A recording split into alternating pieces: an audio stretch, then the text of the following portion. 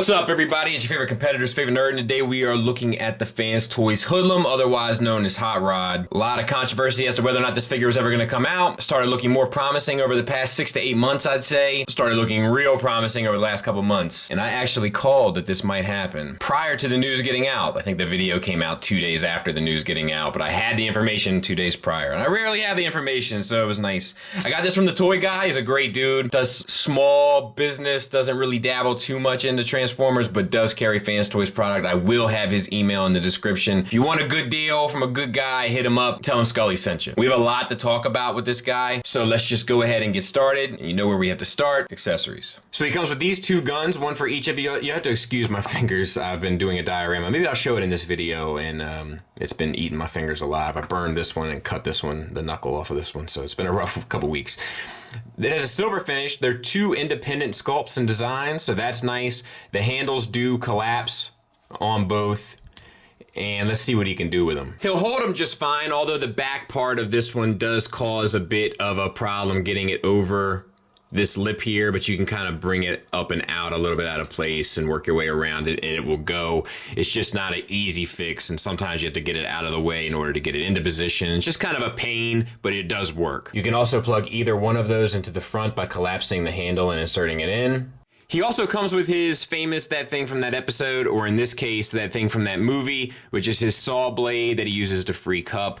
Unfortunately, we have serious overspray, I'm guessing. I'm not sure if this was meant to be painted. If it was, I don't think it was necessarily the right choice because they missed some spots in the translucent blue, but it is a translucent blue plastic for the blade, and then we have the silver paint on this, and then it looks like just a ton of overspray on the actual translucent itself. Maybe I'm misreading that, maybe it's intentional, but if it is, it's not done extremely well, which is a bummer. In order to get it on, just make sure the fingers are facing upwards and that it's closed in a fist. Make sure the larger tab on your saw blade is towards the bottom, and then you just slide it over the hand until it stays in place, and it'll be nice and secure for you.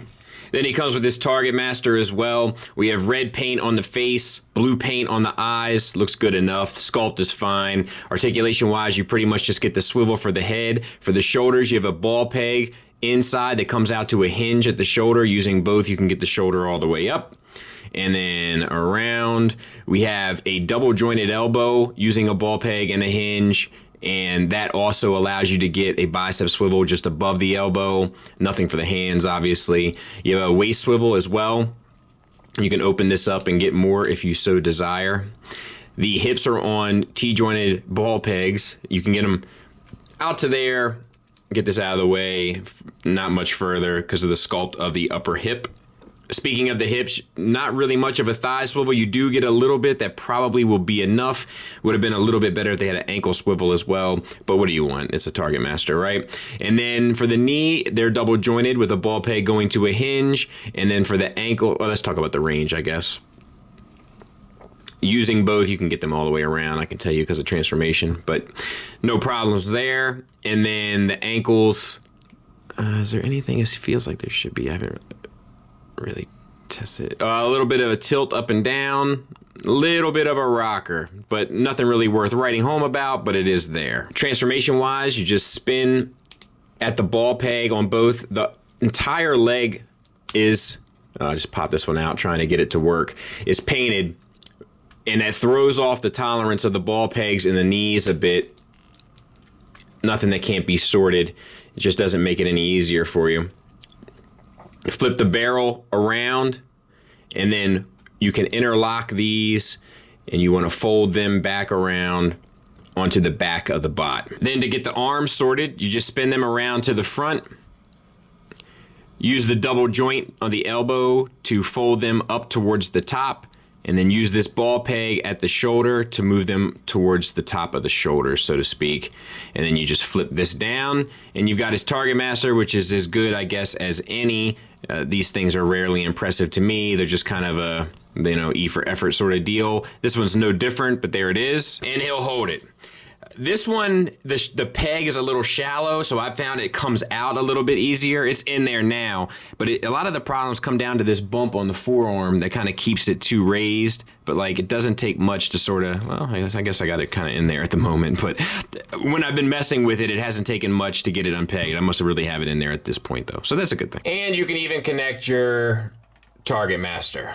And then lastly, he comes with this face, which has more chiseled lines, which is mainly for your Rodimus look. If you plan on using this, I think with that KO MP10, that's for Voyager class. If you wanted this as your Rodimus, you could use this face. Obviously, I won't be doing that, but you could if you so desire. Looks good enough, well sculpted and such. They've really been doing a great job with their face sculpts, like within the last year and a half, 2 years or so. And then gimmick-wise, you can raise up his hat there. Little tip of the hat, and bring the visor up and around, and then close this. And I feel like it should have been a darker translucent, or maybe just fully painted, because I'm not sure if this does what it's supposed to do. And now but I mean, they included it, right? So it's there if you're crazy about it. I'm not, but if you are, money for you. So let's talk about the figure.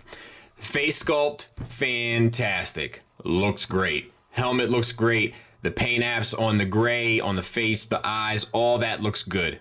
No complaints whatsoever. The head, unfortunately, is on a swivel, and there might be a little play in there. There's a problem with this guy, and it's all in this area. When I got this out of the box, all of this was undone, and it took me a good amount of time to get it in place to where it stayed stuck in. Getting this backpack, these shoulder flaps, these pieces here, these orange pieces that run from the chest to the back clipped in, the chest to sit flush against all the pieces inside, and then this head flap on the neck to stay tabbed into here. Getting all of that lined up properly is it's not well done. It's not well executed. Now, the swivel does work fine, but articulation is a little limited. A fair amount limited, to be honest.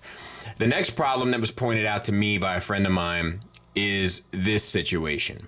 So, there's this break here, right? This is all supposed to be a continuous one piece because this red piece is supposed to be his collar. And then this gray is kind of his chest underneath, for lack of a better term.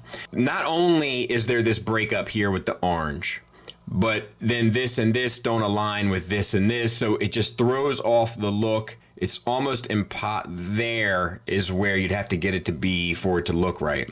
And not nobody, but a lot of people aren't going to be looking at it from that perspective. So it's always going to look a little disjointed in this area, which is unfortunate. Now, brings us down to the chest. Brilliant paint. We know there's a paint issue. At least I've heard rumors of such regarding the transformation. We're going to talk about all that. We have the yellow and then the red outline of the yellow, and then the orange is painted as well. Yellow translucent down here, looks phenomenal. Now, the shoulders.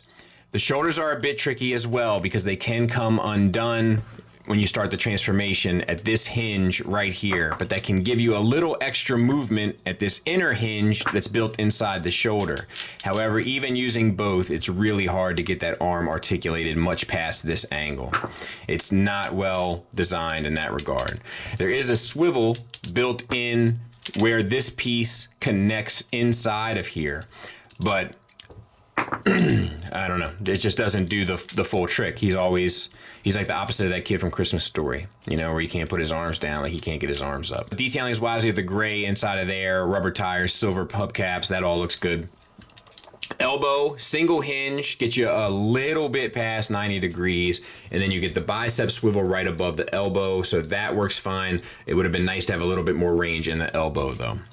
Nice chrome bits here on the side, that looks fantastic. And then you have orange and yellow there, that looks good. This, I would imagine, is a separate piece of plastic here. And this, as we've already talked about, bumps out a bit, which keeps the gun or the accessories from being easy to deal with at times.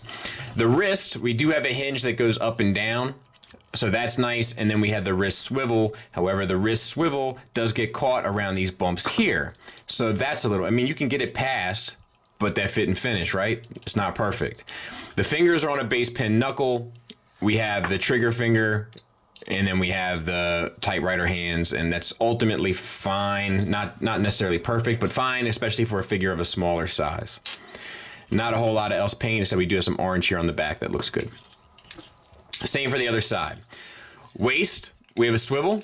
That works fine. Also, the shoulders are a little tight. Not the full Fans Toys squeak, but I can hear his cousin in there. We have the waist swivel, and we have a little bit, it feels like, of an ab crunch. It's not really noticeable. It's all here if you can see it. Let me see if I can get this. But you got to look at how these bars and everything line up. You're not going to be able to get much more than that. And I mean, we're talking about maybe a degree, maybe. Also, there's this. Some people find this extremely unsightly and don't like it at all. Like there's this gap in here, and that is unsightly and noticeable for sure. I'm not crazy about that. Seeing all this stuff here and up inside in the back, that doesn't bother me at all. Like on the front bit, but this is a little bit gappy. I mean, for sure. So be mindful. All right. For the hips, we have hip skirts, and we have 2 tones of this burgundy. So that's cool. Up, up. And then this was one piece, which is a bummer, but that gets up. For universals, tension forward. You get forward to there, back to about there. And I think that's fine. Not nearly the whole Monty or the full Monty, but fine. And then out to the side, once again, tensioned. You get the full Van Damme, and you get the Fans Toy Squeak cousin. Now, we have thigh swivel built around the bottom of the Universal. That's perfect. Thighs are die cast and painted. They look great. Knees, single hinge, get you past 90 degrees, and they're very pretty. So that's good. Bottom legs, all painted, look pretty, great. Ankles, tilt up, tilt down, little bit of a rocker. I think it should be enough to get most of the job done. We'll take a look at final thoughts of different poses and such, but it should get you what you need, I think, and then you have a heel spur that you can adjust. From the back, I think it's pretty clean. I don't have any real issues with that. There's obviously this gap here, and that bothers me from this angle, but it doesn't bother me from the back, if that was something that you were curious about. And then the crest looks great. So yeah, far from a perfect figure. Especially, you know, I tend to judge Fans Toys based on their own quality and my expectations of their quality. And the articulation here leaves a little bit to be desired. And then aesthetically, that's unsightly as well. So for this size comparison, I wanted to show you this shelf with the Takara Tomy Rodimus Prime on it, and then we'll take a look at it with the new Hot Rod. So there's a size comparison, first of all, with everybody, and it looks great except for blur, but we'll probably get a fix to that soon. But it's also like, it's almost worth taking my Rodimus off the shelf and just putting him on there and letting caution be thrown to the wind, because that Rodimus is one that just needs an update pretty bad. And there he is with the Takara Hot Rod. I can tell you on presentation alone, the Fans Toys kills it, destroys it. In terms of a more in-depth, detailed look at both figures and a check-by-check checklist of pros and cons, I think we're gonna do that for next week's Sit Down Saturday. Not this coming week, but the following. So tune back in for that. But in terms of just looking at the two side by side, Fans Toys has got them. In my opinion. That's of course subjective, but yeah. And there he is with an MP car. And hopefully that will give you enough size comparisons to satisfy you. So we're going to lift up on this flap that I showed you initially, get this head out of the way. I didn't even have to do it, but these pieces latch onto this orange bar. We're gonna get those out of the way as well and straighten them. You then wanna separate the main components of the chest, which is done so in a manner where these orange flaps here are connected to this piece, and this front section is connected to the other. You want to get the arms out of the way enough so that you can spin this chest component, which is the faux chest, around 180 degrees. And just finagle that puppy as you need to. We're now trying to complete the headlight section here. I've already chipped a piece of paint there. They suggest, via the instructions, putting a finger inside the cavity here in order to slide these pieces out. These are the components, if you can see in there, and it's that crossbar. I'm not sure if you can see it. Let me get an extra light on it. I think this transformation is going to eat a lot of people up. That crossbar in there's a cross member that needs to be straight, and right now it's bent, and I got this arm in the way, which isn't doing me any favors. There. And then I should be able to help guide it around. Let's see if we can't get the other one started.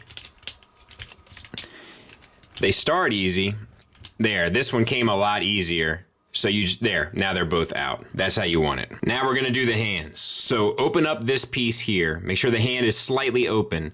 This piece is on a double hinge. You gotta separate it from like the elbow bicep area, bring it to the front of the hand, and then take this piece, wrap it over the top, take your hand, and maneuver that back to the other end of the arm. And we'll show that again. So we're opening up the hand a bit, opening up this piece, disconnecting this piece from the elbow bicep area, sliding it to the front, extending this to fill the connection, and then bringing the hand back around to the opposite side so that it tucks in that open cavity. To finish off the arm on the opposite side, slide this orange piece towards the end, open up this piece, use a tool or something to get this other chrome piece that's tucked away up and out, and then using this double hinge, move it towards the front. Same for the other side. Slide up, double hinge, chrome piece out, collapse towards the front. Turn the head 90 degrees. The instructions show it towards this arm. Open these flaps in the outer part of the thigh, or back part of the thigh, I guess I should say. Separate this head piece from this backpack piece. This will allow you to swing the backpack out. If you have the head kind of sitting at 90 degrees off of the roof, you should be able to go ahead and tuck the head. Go ahead and tuck the head. It's a bit much in it. Inside. And bring the windshield up to meet the hood. On the underside of the backpack, you want to flip this piece out and over, these orange pieces in all the way, and then you have to take this entire assembly right here, right where this knuckle is, and pull it out enough where you can rotate 180 so that it's in line with the vehicle as you would expect it to be. On the underside, there's a little flap here that you have to open up on the back of the pelvis and flip out. For the feet, close the heel spurs, and then you gotta start opening flaps. There's one here and one on the side. One here, one on the side. To finish off the legs, you have to push on this bar here, which puts out a tab that will plug in to the outside on using this double hinge here of the calf. And you want to do that on both sides. You got to push all the way, but I'll fix it later. Outside of the calf. Get that stuck in. Bring the feet down. And then once they are, rotate the foot around the exhaust pipe so that it's facing backward. And then tuck it inside the calf. Now, you have to plug this in